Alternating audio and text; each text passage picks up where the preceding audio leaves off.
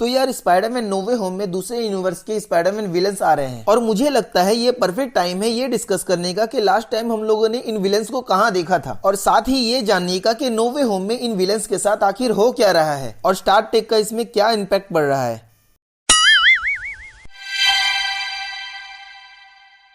Start करते हैं ऐसे विलन से जिसके बारे में हमें ज्यादा कुछ नहीं बताया गया है, जिसमें सबसे पहला है सैंडमैन। अब सैंडमैन एक ऐसा कैरेक्टर है जिसके बारे में हमें ना के बराबर पता चला है। स्पेशली नो वे होम में इसके साथ क्या हो रहा है ये गेस कर पाना बड़ा मुश्किल है। वैसे पिछले स्पाइडरमैन मूवी में इस कैरेक्टर को प्ले किया था एक्टर थॉमस हेडेन ने और अभी तक ये रिवील नहीं हुआ है कि स्पाइडरमैन नो वे होम में इस कैरेक्टर को कौन प्ले कर रहा है। वैसे ये कैरेक्टर बहुत ही ज्यादा इंपॉर्टेंट है। अगर आपको याद है तो टोबी मैगवायर के स्पाइडरमैन यूनिवर्स में इसी कैरेक्टर ने अंकल बेन को मारा था, पर उसके बाद स्पाइडरमैन 3 में उसने पीटर से माफी भी मांग ली थी और Peter as a superhero उसे माफ भी कर देता है। और उसके बाद सैंडमैन का क्या हुआ ये अभी तक रिवील नहीं हुआ था। तो यार यहाँ ये सोचने वाली बात है कि सैंडमैन की इन द एंड पीटर के साथ सब कुछ रिजॉल्व हो चुका था, तो ये कैरेक्टर फिर से इविल कैसे हो गया। एटलीस्ट ट्रेलर में देखकर तो यही लग रहा है कि वो पीटर के अगेंस्ट ही होगा, पर शायद हो सकता है ये सैंडमैन उस वक्त मेन यूनिवर्स में आया हो जिस वक्त वो पीटर के अगेंस्ट था।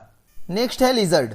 अब लिजर्ड के बारे में ये कंफर्म हो गया है कि इस कैरेक्टर को एक्टर रे इफांसी प्ले कर रहे हैं और इससे ये कंफर्म हो जाता है कि ये एंड्रयू गारफील्ड के स्पाइडरमैन यूनिवर्स से है। अब लास्ट हमने लिजर्ड को अमेजिंग स्पाइडरमैन 1 में देखा था, जहां डॉक्टर कर्ट कॉर्नर्स अपने कटे हुए हाथ को रिकवर करना चाहते थे, इसलिए उन्होंने लिजर्ड पर रिसर्च करना शुरू किया और इस एक्सपेरिमेंट में उन्होंने अपने हाथ को तो रिकवर कर लिया, लेकिन थोड़े ही देर में वो लिजर्ड में ट्रांसफॉर्म हो गए और इस ट्रांसफॉर्मेशन से उन्हें ब्रेन में इम्पैक्ट हुआ, जहाँ वो ह्यूमन से ज्यादा अपने रेप्टाइल ब्रेन की सुनने लगे एंड उनका एक ही मोटिव हो गया कि अगर मैं लिजर्ड हूँ तो बाकी सबको भी लिजर्ड बना दिया जाए। But in the end Peter ने सब कुछ रोक दिया और जब डॉक्टर कॉर्नर्स ह्यूमन फॉर्म में ट्रांसफॉर्म हुए तो उन्होंने पीटर की हेल्प भी की और इन द एंड सैंडमैन की तरह ये भी सुधर गया। और जब मूवी में डॉक्टर कॉर्नर्स ह्यूमन फॉर्म में आ गए थे पर हमने ट्रेलर में उन्हें लिजर्ड फॉर्म में देखा, तो इस यूनिवर्स में वो तब आए होंगे जब वो अपने रेप्टाइल फॉर्म में होंगे। अब आते हैं ग्रीन गॉब्लिन पे। ये तो कंफर्म हो गया है कि ये ग्रीन गॉब्लिन टोबी मैगवायर के स्पाइडरमैन यूनिवर्स से है और विलियम डेफोए इस रोल को प्ले भी कर रहे हैं। अब हमने इस कैरेक्टर को जब लास्ट देखा था तो इसने पहले तो बाकी सब विलन्स जैसा अच्छा होने का ढोंग किया, ये दिखाने के लिए कि वो अब सुधर गया है, but in the end Peter को इसने मारने की भी कोशिश की, जिसके रिजल्ट में वो खुद ही मारा गया।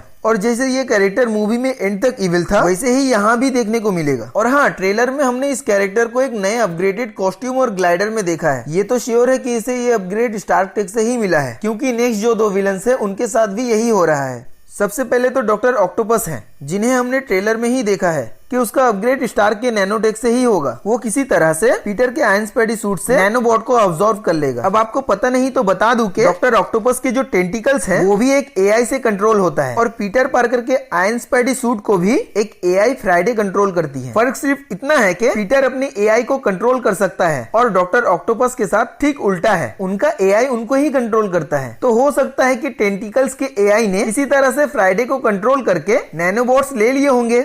ऐसा हमने पहले भी देख चुका है, जहां अल्ट्रॉन जार्विस को कंट्रोल कर लेता है। वैसे लास्ट हमने स्पाइडरमैन 2 में जब डॉक्टर ऑक्टोपस को देखा था तब पीटर ने उन्हें एक इलेक्ट्रिक शॉक देकर टेंटिकल के कंट्रोल से आजाद कर दिया था और वो अपने होश में आने के बाद अपने डूम्सडे एक्सपेरिमेंट को रोक दिया था और खुद को सैक्रिफाइस करके सबको बचाया था। एटलीस्ट हमें तो यही दिखाया गया कि वो मर चुका है। वैसे ट्रेलर में देखकर ये लग रहा है कि ये पीटर के अगेंस्ट ना होकर पीटर के सपोर्ट में रहेगा। वैसे हमें ये तो पता है कि ये कैरेक्टर बुरा नहीं है, बस अपने टेंटिकल्स के कंट्रोल की वजह से ये सब कुछ करता है। एक बार वो टेंटिकल्स के कंट्रोल से आजाद हो गया तो वो पीटर का सपोर्ट ही करेगा। मुझे लगता है ये सब करने में फ्राइडे इन्वॉल्व हो सकती है।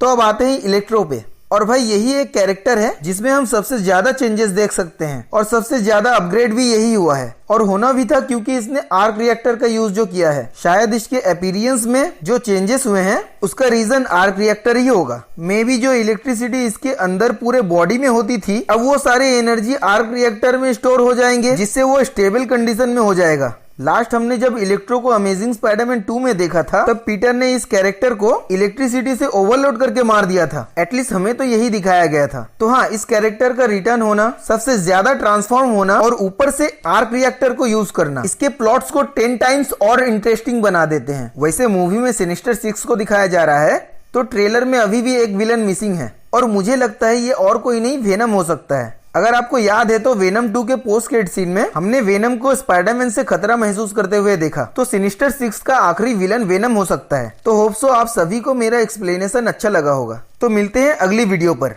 तब तक के लिए मेरे चैनल ऋषु अयान को सब्सक्राइब कर ले और बेल नोटिफिकेशन को दबा लें आगे आने वाली वीडियोस के अपडेट के लिए, और वीडियो को लाइक और शेयर कर दें।